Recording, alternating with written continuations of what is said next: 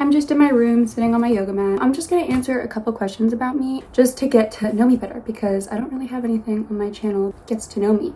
I talk a lot about mental health, my journey with it. I truly love putting together videos, basic get to know me questions. So my name is Sophia. I was born and raised in Los Angeles, Pacific Palisades. Really sad what happened. It's awful where I grew up. It's a lot of positive memories of growing up there, but I also grew up in Santa Monica, so in the future I would love to show my kids, where I grew up, and it broke my heart that it burned down. And yeah, my mom's house and my dad's house gone. So yeah, I moved to New York when I was 17, turning 18, and that's a little bit about where I grew up. I grew up in Los Angeles, moved to New York, Westchester, a little bit of a culture shock. I came here, repeated a year of high school due to something that happened to me at a treatment center. I got fucked up. I got mentally fucked up through a drug they put me on, but I've been pushing and persevering through my life and have tried to understand what happened, but I can't, so I'm still on a journey of recovery, and it's a neurological problem, so akathisia. I did make a whole video on that, and I'm going to continue with basic get to know me questions. So what inspired me to start my YouTube channel? Drive, passion, my love for creating. I've been wanting to for years, and I think fear of people judging me, but at this point in my life I don't have any people that are negative around me, and I think growing up I did grow up around people that were very judgmental, and I didn't surround myself around people that wanted the best for me. And I would like to share more of my life with people that I can relate to, and I've been wanting to start a YouTube channel since I was 10, and there's lots of videos. I have all my photo booths since I've done video diaries photo booths, and I truly love documenting time, and I'm a very nostalgic person, so saving all of my videos of me growing up is super important. If I go in my phone, which I'm recording on, I probably have, let's see how many, it doesn't matter, but I do have a lot of photos. It's a little scary when people are like, you should delete or free up some space. It's so important to me to hold on to memories through photo albums and through digital, having it on my computer, my iPad, and my phone. Yeah, so I've been wanting to do YouTube since I was younger. I love talking to the camera. I love watching YouTube in my free time. Do a lot of stretching, walking. That's something that makes me feel really good about myself. Walking a couple miles a day, or even 1 mile or 10 minutes. I think walking just makes me feel lighter as a person. And yoga and stretching is something that I know is good for my mind, even though I don't necessarily feel the best all the time. I do know stretching is really good for my body, and I want to live a long time and I want to have a healthy body. So stretching. And then another, I would consider this a hobby, is editing. I can't post so many of my edits on YouTube. I have a lot of edits I make of my life, childhood, nostalgia, my life now, edits that are kind of fun and fast, slower edits with so many beautiful songs, to name a few, like Kate Bush, Bon Jovi, After Dark, Mr. Kitty, who else? Who do I love? Ethel Cain. I have so many beautiful videos. I just can't post them because copyright, and I can't really post music, but editing and watching movies and reviewing them is, I would consider, a hobby. Yeah, I'm gonna go into favorite movies. I have a Letterboxd. I recently created it around a year ago. I can think of them on the top of my head. 4 favorite films at the moment. They do change monthly, but I would say Dirty Dancing, The Titanic. Those are both love stories, and then obviously everyone knows The Titanic, but I truly love, I believe his name's the director, James Horner? Titanic? I don't know the exact director. I know his name is James, but that movie has stuck with me through childhood. I truly love the music. Is something that I listen to on a daily. I love the music in the Titanic, and I love the actors. I love Kate Winslet especially, and Leonardo DiCaprio.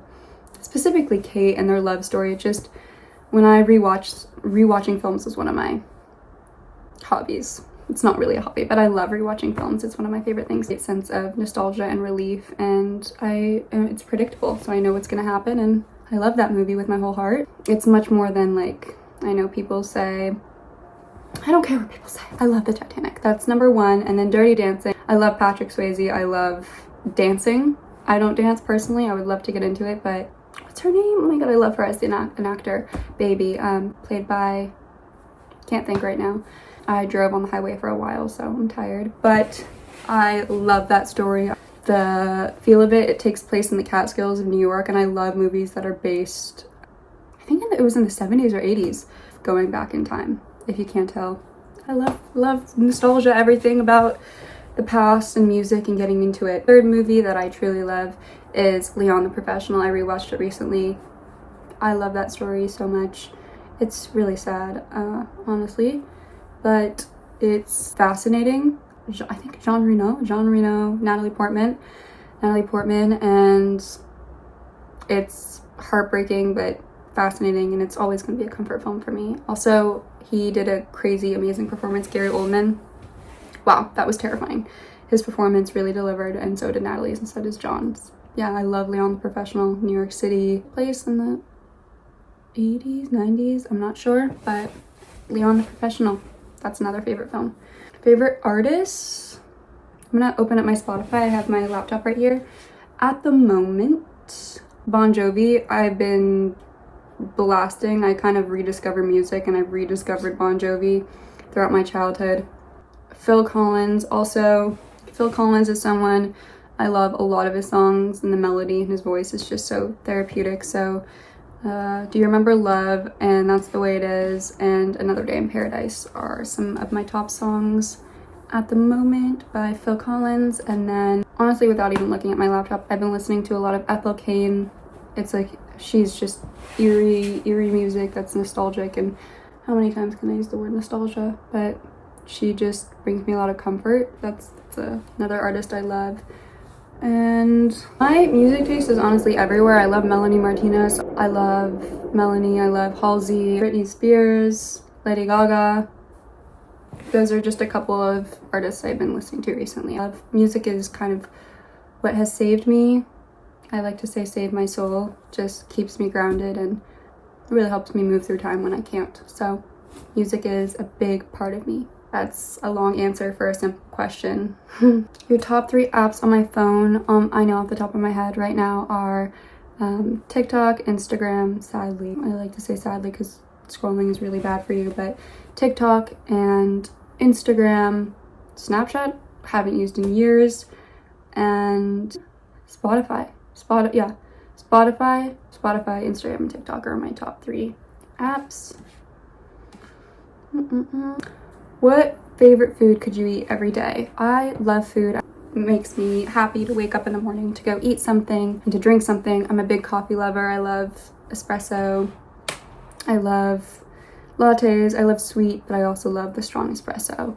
That's not food, but that's something I truly love. And then a favorite food I could eat every day. What have I been eating a lot of right now? I eat chocolate almost every single day. Dark, milk, sweets. I love chocolate with my whole heart, and I think it's a top food group for me. I don't have the healthiest diet. I've struggled in the past with eating when I was growing up, but you know, that I really worked on in therapy and have a grasp on, you know, what that all was about. But favorite food I could eat every day. That, chocolate, or I'm gonna give one more because that's a little boring.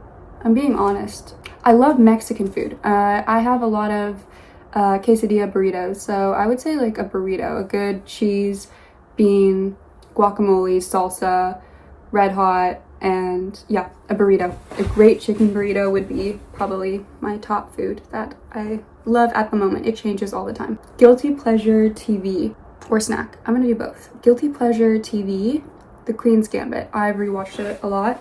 I love it. I think it's underrated too. I don't meet a lot of people that love it. I love The Queen's Gambit. I love the story, the plot, and I wish there was more. Yeah, that's a guilty pleasure TV show I'd probably come back to and rewatch. And then favorite snack? Ice cream. Is ice cream a snack? Popcorn, ice cream. I would say cookies and cream ice cream, and then like really salty, buttery popcorn. What motivates me most in life is myself and my passion for what makes me feel alive, which is music, film, and creating, and watching creators that are powerful and I can relate to. So that is what motivates me most in life, being the best version of myself and finding peace in my brain. I severely struggle with my mental health right now. Neurologically have akathisia and haven't been seen, diagnosed, properly medicated. So I'm kind of spinning out of control, but holding it together because I know it's gonna come back to that a lot. I am gonna come back to that because it's a 24/7 feeling and it's hard to, you know, concentrate on anything. But I'm talking about, you know, something that's important to me. What do I value most in friendships and relationships? So relationships, I can't really answer. I have not been in a relationship. Well, that's a lie. Not like a serious relationship, but I'm gonna answer the friendship one. I had some pretty toxic friendships. Growing up, definitely, I had people that really turned on me and didn't value me for me and would make fun of me, people that put you down. If anyone's in a friendship and you have a core gut feeling that the people around you are not supporting you or not making you feel good about yourself internally, always listen to your gut. I didn't for years. But what I value most in friendship, I made one of my best friends moving to Florida, and I met a lot of people that are like-minded and I love truly to this day, and I will always have a special place in my heart. What I value most in friendship is sometimes you go into separate paths, but always being there for each other. I feel like honesty is big for me. Anyone that's a liar, I don't think I could be friends with. I think honesty and patience for life. You're figuring out yourself in your 20s or your teens, however old you are, and I think patience and honesty and someone you can just laugh with and unapologetically be yourself and not take too seriously, but also talk about life.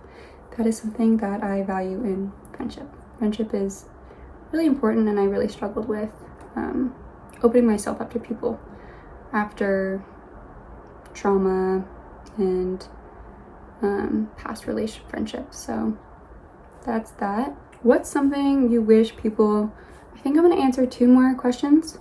What's something you wish people knew more about you? That's really tough. I guess I truly love talking about emotions. If you can't tell, I truly love talking about emotions and being raw and honest. So I think something I wish people knew more about me once, you know, you pass that kind of like superficial level in friendships or just in general when you're meeting people. I'm someone that loves to talk about life, the soul, and kind of deep, passionate, raw, and kind of scary emotions. I kind of wish people knew more about that, but only the people that I let into my circle. I also have a very small circle, like extremely small. So that is something that I wish people knew more about me. Favorite clothing? I love fashion. I don't have right now the best, I wouldn't say the best clothes, but I love something I feel comfortable and confident in. I love a good jean jacket. Jeans are my staple. A good pair of jeans and a good sneaker. I love my Reeboks, and I think good jeans that you can pair with anything. That's not a brand, but favorite clothing item definitely would be jeans. I love jeans. Oh, maybe a perfume, maybe like an item. I think maybe an item that I couldn't live without right now would, I'm a big perfume collector. I collect a lot of perfume and journals, everything, but I'm gonna answer the question quickly. This is Sacred Santal by Cyclar.